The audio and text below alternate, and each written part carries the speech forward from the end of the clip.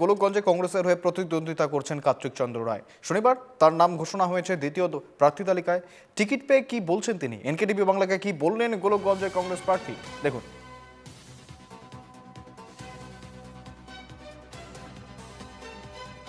আপনার ইস্যু থাকিব ভোট বিচাৰি চাওক, ইস্যু তো বহুত আছে আমাৰ বৰ্তমানে, যেহেতু হাইকমাণ্ডে এইটো আমাৰ ইস্যুবিলাক আমাক দিয়ে নাই। আৰু মোৰ যদি ব্যক্তিগত ইস্যু, আপোনালোকে জানে গোলকগঞ্জ সমষ্টিখনত কি কি সমস্যা হৈ আছে।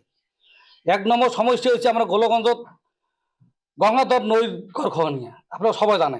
এইটোৰ কাৰণে যি সময় আহি গ'ল, এইটোৰ কাৰণে আমাৰ বছৰত বহুত মানুহৰ ঘৰ বাৰী হাৰিব লগা হয়।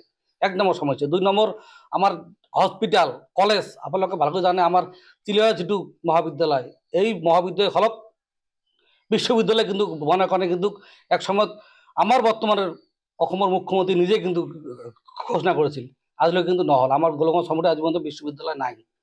এইবিলাকো আমি চেষ্টা কৰি আমাৰ দলৰ পৰা, খালি মইতো নহয়, মোৰ আজি যদি মই বিধায়ক মই হৈ যাওঁ, এইটো মই নকওঁ যে মই কি কৰিম নকৰিম, এইটো মোৰ কৰ্মৰ ওপৰত ফল হ'ব। কাৰণ যিমান ফান আহিব এই হিচাপে কামবিলাক হ'ব। আৰু এটা কথা, আমি অলৰেডি দেখি গৈছোঁ। এইকাৰণে দেখিছোঁ, অলপ আগতে মই এটা ফেচবুক এটা পোষ্ট পাইছোঁ, আপোনালোকে দেখা পাইছে। আমাৰ প্ৰাক্তন বিধায়ক অসি সৰকাৰ কিন্তু নিজে অলৰেডি ভয় পাই আছে।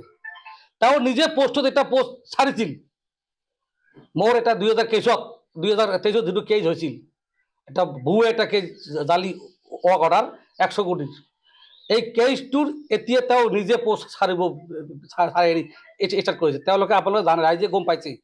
তেওঁলোকে যে মোক যে ফচাইছিল, আজি তেওঁ নিজৰ প্ৰমাণটো নিজে দি গ'ল।